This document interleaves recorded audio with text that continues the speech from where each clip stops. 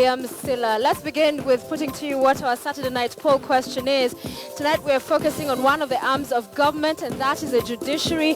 It has been on the spotlight headlines around especially the apex of the judiciary that finds itself at a crisis. And our question today we're engaging with you is, do you think the Supreme Court should be fully or wholly, if you like, reconstituted? All the 7 judges out and a fresh batch, new people in those seats are the Supreme Court, the highest court in the land, owing to the intrigues we've seen unfold, and they continue to play out even in the coming week. And just a short while I'll be giving you the details and putting into perspective for us where we are, how we found ourselves here, but also we'll be speaking to Apollo Mboya, who will help us understand going forward what should we expect with the processes that have already been rolled out. So share with us your views. Do you think but what perhaps you've been able to hear or read so far, and if not, we'll bring you up to speed with what the details are based on that. Should the Supreme Court be wholly reconstituted? At 22155 is our SMS number. Begin with your name, location, your comments. I'll be reading those through the bulletin tonight, as well as tweeting me at Sophia Wanun. I'll be able to see directly your comments and see what you have to say tonight. So before we get into this story, let's have a look at the other stories as well we're covering for you tonight.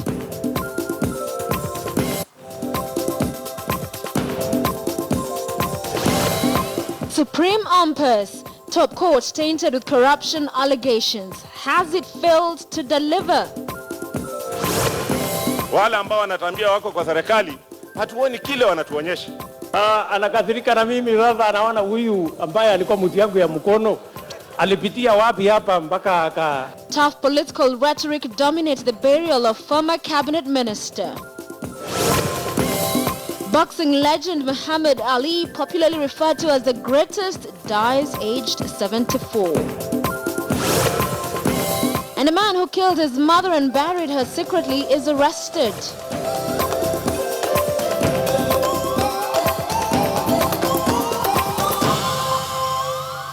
All right, so we'll be bringing you those stories in just a short while, but let's begin with a crisis that is looming at the judiciary, especially at the Supreme Court.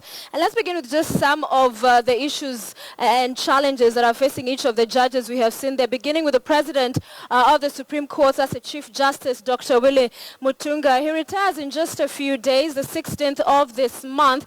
He did say he will be leaving office, but of course one of the things we've had even with those people that have said perhaps he should stay on owing to the issues arising in the Supreme Court. However, there is a date of birth discrepancy with a different date on the ID and a different one on the on his passport. 1946 and 1947 on the ID and passport respectively. However, June 16th is when he was born. However, which of the 2 years, that has remained largely unclear, but he has said he will be leaving 16th of this month. Also on the Chief Justice, important to note, last year the National Assembly's powerful watchdog committee, the Public Accounts Committee, issued a harsh indictment on the CJ's leadership. And to some of the things that they said, the committee found that while Dr. Mutunga had offered lyrical speeches promising reform, a few tangible steps were taken to actually implement the same. Also, the Committee of Parliament, the PSC, in that report said that JSC commissioners could hold at the time meetings without the CJ's knowledge and approval, which demonstrated a judiciary without a head. And one of the other things that the committee found that in a section of the report that there was no leadership in as far as financial impropriety issues that emerged, especially between 2013 and 2014. The Chief Justice was seen largely to take a backseat and not provide leadership in that, and also recommending that future Chief Justices should be individuals who have great managerial experience, that he had been found to lack the same. Let's move on to Kalpana Rawal, Deputy Chief Justice. She finds herself in the middle of that fight against retirement age. The current constitution stipulating judges should retire at age 70, despite the High Court agreeing with the Constitution and the Court of Appeal just last week. She argues that she should stay on until age 74 in accordance to the old Constitution, saying she was employed under those terms. She turned 70 in January this year, so she's now hoping to be able to still have her way, does not want to leave the judiciary. Implicated as well in Panama Papers. Now linked to this Panama papers is all about companies that are linked to notorious tax havens, which are popular with, of course, tax dodgers, dictators, and drug dealers, even after being appointed at the High Court. However, Justice Rawal argues that registering and operating businesses in tax havens is a perfectly legal and legitimate corporate practice in the UK, where her family is in the real estate business. Then there is Judge Philip Tunoy as well, fighting retirement age. Now, he's 72, so there's been a case running in the judiciary for the last 2 years. He's been able to have that going with various applications, and he's hoping to stay on. But there's also that tribunal which has been sitting investigating allegations of graft against him. He's accused of having received 200 million shillings for a favorable ruling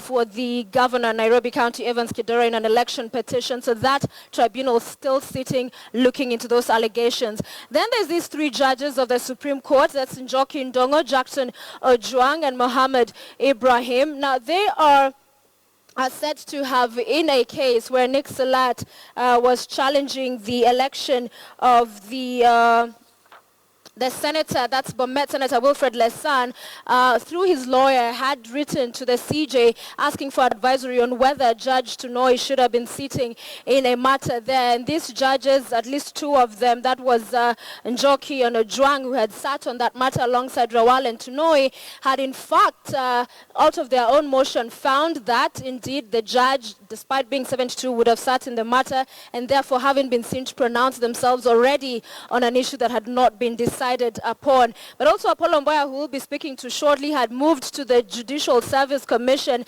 arguing that they had misconducted themselves. A tribunal should be formed to investigate them as well. However, the JSC just found them guilty of misconduct and went ahead to admonish the judges not forming that tribunal. However, even with the intrigues that we've lately seen unfold with Judge Njoki Ndongo following that Court of Appeal ruling saying the judges should retire at age 70, and her issuing a stay of the same proceedings. Again, Apollo Mboya asking that she be found to have grossly misconducted herself, and a tribunal to kick her out of the judiciary.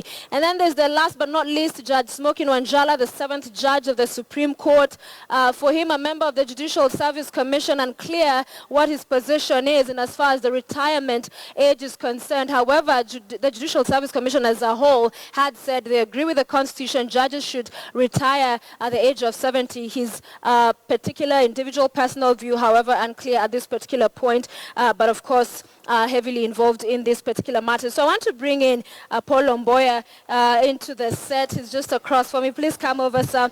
He's a commissioner with the Kenya Law Reform Commission and also an advocate of the High Court. Thank you so much for making time for us tonight. Thank you. So just breaking down there just some of the issues we're seeing unfold. Talk to us briefly from where you sit, the situation and how you describe the state of the Supreme Court. Thank you very much. Sophie, I must appreciate that you've actually broken it down very, very well. What we see here is that 3 judges are going to leave by operation of law. That's on account of age. Right. The Chief Justice, the Deputy Chief Justice, and Justice Tunoy. And then 3 others have misconducted themselves, so ought to leave immediately because a tribunal needs to be formed. And then that one leaves only Justice Smokin Wanjala. Yes. So we can say 6 need to go. It's almost like reconstituting the... So on our Saturday poll question where we're asking whether our viewers think the Supreme Court should fully be reconstituted, you agree with that? I agree with that totally, because the 6, the way it is, the state now, they don't inspire confidence. At all? At all. So there were attempts following, this ruling by the Court of Appeal, and then we saw the move by Judge Njoki Ndongo, and then the CJ moving it closer. Does it surprise you? Because largely people would imagine when you have a matter before court, you want it to be expedited. You want it to be finished as soon as possible, But to see Rawal challenging the same, what does this say to you? That's the irony of it, because what the Chief Justice did was purely administrative. They had approached the Supreme Court under certificate of urgency. It was urgent. The Chief Justice just made it even more urgent for them. Yeah. And yet they are complaining. And then the irony again, there is an application which the Supreme Court will have to deal with come Monday, which has again brought the same judge has brought a preliminary objection on what the Chief Justice has done, further to delay it. So what we are going to see is that the lawyers for both Tunoi and Rawal will be further putting a lot of roadblocks so that they delay. And as you said, the litigation on Tunoi has been there for 2 years. And they'll want to delay it further and further. He's now 72. They have put us in a very precarious situation whereby even if the court arrives at a decision that it is 70 years, what will happen to these other cases that they sat on when they were not judges? Yeah. Isn't there the merit in the argument by Rawal's counsel that having a decision having been made by Judge Njoki Ndongo to have the matters heard on the 26th of June, for the Chief Justice to then, you call it administrative revise or overturn the same, that's an illegality because there should be a 5-judge bench sit to do the same? No, the Chief Justice never overturned the injunction that was issued or the conservatory orders that were issued by Justice Njoki. What the Chief Justice did was to move the date even earlier than the way they wanted. They had gone there under certificate of urgency. When it's urgent, then let's do it urgently. Yes. Yes. So because largely it appears many know at this particular point most of where these judges, they stand on this critical issue, especially on the age requirement. What then happens? Because the law requires that 5 judges sit on this matter, and we've just broken down how several of them are eliminated from that particular bench. So then what becomes the situation if at all we go to hearing? I want to see, I would not want to go into the merits of it because I think these are some of the things that the lawyers will be, the applications that the lawyers will be raising and will have to be disposed of. And one of the reasons is that they are conflicted in one way or the other. And of course, the court can also argue that on the doctrine of necessity, which they have invited before, they can still listen to it and dispose of it. But we should not lose fact of the statement that was issued by JSC yesterday, that already there are 12 judges who have had this case, and all of them are unanimous that it's 70 years. That is 5 at the High Court, and then 7 at the Court of Appeal. We want to see if 5 at the Supreme Court will overturn it. And what happened, do you think, to the failure in the mediation talks last week, Thursday, between the Law Society of Kenya and the Judicial Service Commission? Why is it difficult to find a middle ground to have a conversation out of court? Because in court, it is complicated. There is nothing to mediate. In fact, I think it was ill-advised for LSK to have even gone that route. I remember when I was the chief executive of the Law Society, and the then council, when the litigation started, decided, and which was the correct decision, not to be involved in this case, in order to allow LSK then to stand with the public interest by offering to mediate a constitutional issue. When it's constitutional, then they must concede. There is nothing of mediating. Yes. Because the law speaks for itself. Yes, it's constitutional. And there are those who've argued in such a delicate issue and where conflict of interest is really glaring, that bringing in Commonwealth scholars would be the way for Kenya to go at this particular point to inspire confidence, because then there will be many questioning if at all the Supreme Court judges, as currently, the court is currently constituted, sits to hear a matter in which many of them have already pronounced themselves, then issues would arise. Do you agree with that kind of a proposal? I don't agree with that. Yeah. This thing is as clear as day and night. It is 70, and the High Court has said so. 5 judges at the High Court have said so. 7 judges of the Court of Appeal have said so. It is black and white in the Constitution that it is 70.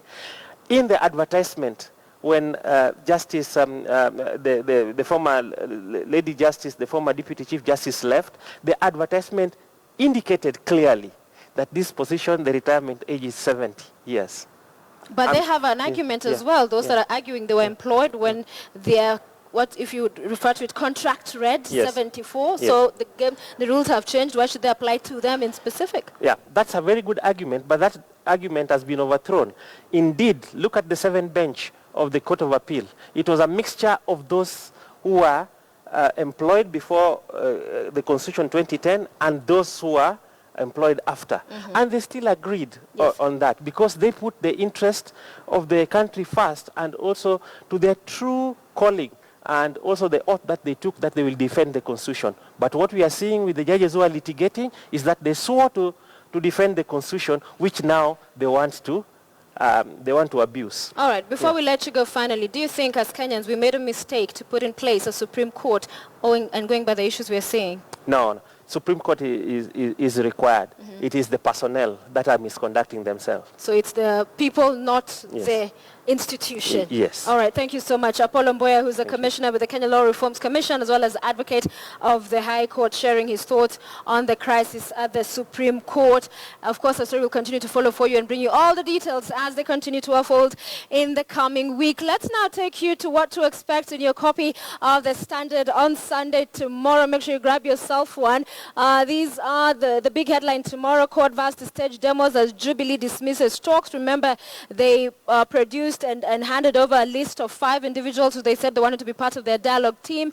Jubilee is yet to do that, and they said if Jubilee fails to do the same, then they would be going back to the demo starting Monday. So likely to see that. Of course, Wildmont's death of a legend, Muhammad Ali, will be bringing you the details as well later on in this bulletin. And there's so much more, including Bisley Acts, minors, shocking tales of sodomy and defilement. All of that and much more in your copy of the Standard on Sunday tomorrow. Be sure to grab yourself a copy. You're watching Weekend Prime here on KTN News. Just ahead, politics dominate the burial of the late Soita Shitanda. Welcome back to Weekend Prime. Now, former Cabinet Minister Soita Shitanda was this afternoon laid to rest in his rural home in Malava, Kakamega County. President Uhuru Kenyatta and his deputy William Ruto were in attendance, as well as opposition leaders led by Senate Minority Leader Moses Wetangula. And as Robert Wanyonyi now reports, politics took center stage, with Jubilee and court members trying to outwit each other. It was an occasion that saw a sparring of rare proportions between the Jubilee and their coalition leaders. All that you are required to do is to ask public officers to be men and women of integrity to the extent that the commissioners of IEBC should leave office. We want a new Kenya. But the real drama was yet to be witnessed between former Lugari MP Cyrus Jirongo and Deputy President William Ruto, political friends turned foes. Wale ambao wanatambia wako kwa serikali, hatuoni kile wanatuonyesha. Naambiwa walianza na 250, wakarudi kwa 100, sasa ni 50 per wiki. Hiyo si kuwa kwa serikali.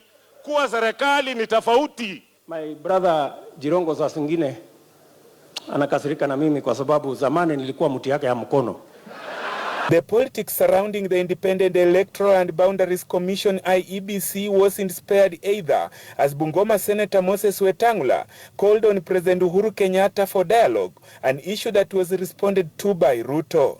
Talking to me will not make you any lesser my president, because I respect you as my president. Sisi tulipitisha katiba ambayo iliwapa mamlaka watu tofauti tofauti. Kuna mamlaka tulimnyima rais. But the president avoided commenting on the political statements, instead choosing to stick on the event at hand. Wakati nilikuwa waziri wa fedha, alikuwa anakuja sana kwa ofisi yangu. Lakini nataka niseme kwa ukweli, hakuna safari moja marehemu alikuja kwa sababu ya shida yake binafsi. Nitarudi hapa tujadiliane mambo ya maendeleo. Na niseme pia nitarudi hapa kwa sababu ya siasa. The burial ceremony has witnessed its own share of politics, with local leaders here present expressing their wish to continue their talks in order to talk about the dissolution or the disbandment of the IEBC. Robert Wanyonyi, KTN News in Kakamega. Indeed, his memory will forever live. May his soul rest in eternal peace. To news here at home, residents of Mudure village, Kabete constituency, woke up to the news that one of their own might have murdered his mother and buried her under the bed in their garage. Geoffrey Madhenga is suspected to have killed his mother, Rose Njoki, a week ago, as he was the only person who lived with the deceased. Police later exhumed the decomposing body. Curious villagers in Mudure, Kabete constituency, employing all means possible to catch a glimpse of the ongoings in this private homestead after news spread that a son might have killed his own mother. Vile tulifuatilia tulipata ya kwamba mama mwenye hii boma alikuwa haonekani kwa siku kadhaa kutoka kitu kama Sunday. Relatives to the late Rose Njoki suspected something was amiss after she failed to show up at a funeral almost a week ago. Nilianza kupigia mamangu kutoka Monday, hakuwa anapatikana. Sasa tukashindwa kwenye ameenda. Geoffrey Madenge immediately became the first suspect as the only other resident of the compound besides the mother. The police fingered this garage, which doubled up as the suspect's bedroom. Ndio tulichiba tukaona ni ukweli kuna kitu inaendelea hapa. Kabla tufanye hivyo ndio alisema wacheni niwaambie ukweli, na akasema mama nilimuua na nimemzika hapo. Outside, this fresh mound of earth confirmed recent suspicious activity. Later, the police broke into the garage and found a decomposing body under the bed. Residents say the suspect has brushed the law the wrong way in the past, with the mother bailing him out, and they gave a word or two on proper child upbringing. Vijana ambayo wanakaa kwa mama yao wakiwa hawana bibi na wakiwa pia wamepitisha miaka na somehow wanakuwa na depression, ndio wanaenda hapo na mambo kama hii. The suspect is currently held at Kikuyu Police Station, while the body of the deceased has been transferred to the city mortuary for post-mortem examination on Monday. Mark Namaswa, KTN Prime. You're watching Weekend Prime here on KTN News. Thank you for staying with us. Don't go away. This is what we still have in store for you right here on Weekend Prime. A peace run in Bujumbura as calm returns in Burundi. The Kenyan Embassy, in collaboration with the Association of Kenyans Living in Burundi and the Office of the First Vice President of Burundi. Earlier, this was the warm-up as over 3,000 participants who had registered for the event gathered at the Jardin Public or the public gardens. Kushiriki kwa hii shughuli unaani kuonesha kama nchi yetu amani iko. Naona ni vizuri kunyosha mishipa na naona kama vile vinatukutanisha kwa maana hii wakati yote tulikuwa mafujo ya nchi, lakini hivi naona amani. 1, 2, 3, 4. The race was flagged off by the first Vice President Gaston Sindimo and Kenya's ambassador to Burundi, Ken Vitisia, flanked by envoys from Uganda, Tanzania, Russia, France, among other diplomats. A soldier in the Burundian army, Oliver Iraburuta, emerged tops in the men 10-kilometer category. He took home 2 million Burundi francs, or the equivalent of $1,000 or 100,000 Kenya shillings, plus a return ticket between Bujumbura and Nairobi, sponsored by Kenya Airways. The second winner in this category was a Kenyan, Magut Kwambai, from Kiptagat Training Camp in Eldoret. He's among the Kenyan athletes who had traveled all the way from Eldoret by bus to Bujumbura. Burundi ni mahali penye nimefurahia, ni mahali pasuri, na hata jinsi tumekimbia nimefurahia sana. Event sponsors were Kenya Commercial Bank Bujumbura branch, Econet Telephone Company, and Kobil. It's a powerful statement to show that everybody believes in peace for Burundi. We believe we need peace in order to do business in this country. We are for the next run. We are here together with you, and we hope that the participants will be more and more. The diplomats present described the peaceful event as a sign of hope for stability in Burundi. Ombi la Afrika Mashariki ni kwamba wananchi wa Burundi katika jitihada zao za kuwa na subira wasijihusishe na vitendo vya uvunjifu wa amani. The Ambassador of Kenya, I will thank you and I want to kukushukuru sana for this initiative and thank you very much. You have proved it and done it. The corporates in the event made a commitment to continue participating in similar peace efforts in the region, insisting that stability was key to intra-Africa trade. And for the Bujumbura chapter, the run will now be held every year. For KTN News, I'm Alex Chamada in Bujumbura. The Tour de Educate Fun Day today brought together students of the Little Rock ECD Center and the many Kenyans who walked, ran and pushed wheelchairs at the Nyayo Stadium to support children with disabilities and special needs in the facility. The Standard Group is sponsoring the event, or rather the center, as it seeks to build an inclusive primary school with 11 classrooms to cater for the children who transition from early childhood education. The event, also co-sponsored by Food Plus, Homeboys Entertainment and Kids Festival, is part of the drive that aims to purchase a school van and therapy equipment for children with disabilities. Little Rock ECD Center, based in Kibra, has provided a home to over 1,000 children since it was founded.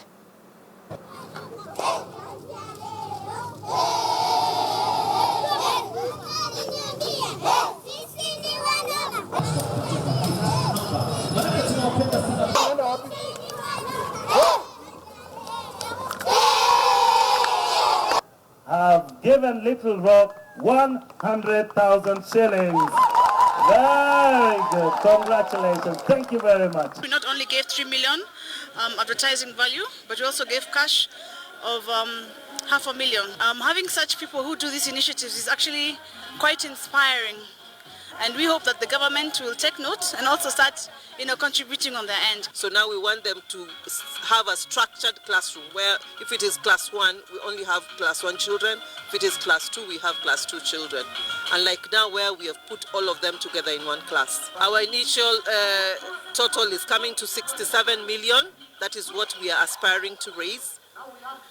We are calling on friends, corporate organizations, companies to come on board. Beat Uganda 46-10 in the first leg of the Elgin Cup played at the Legends Rugby Club in Uganda. Now Kenya 15s led 29-10 at the break after a very tense first half that saw Vincent Morse opened the scoring with a converted try before Nakuru's Michael Kombe extended the lead with an unconverted try. Uganda responded with a converted try through Cabra's Sugar's Charles Uhuru. Debutant Philip Wakarach penalty reduced the deficit for Uganda to 12-10. Edwin Achayo and Darwin Mukiza scored back-to-back tries, with the latter adding the extras to send the game to help halftime at 29-10.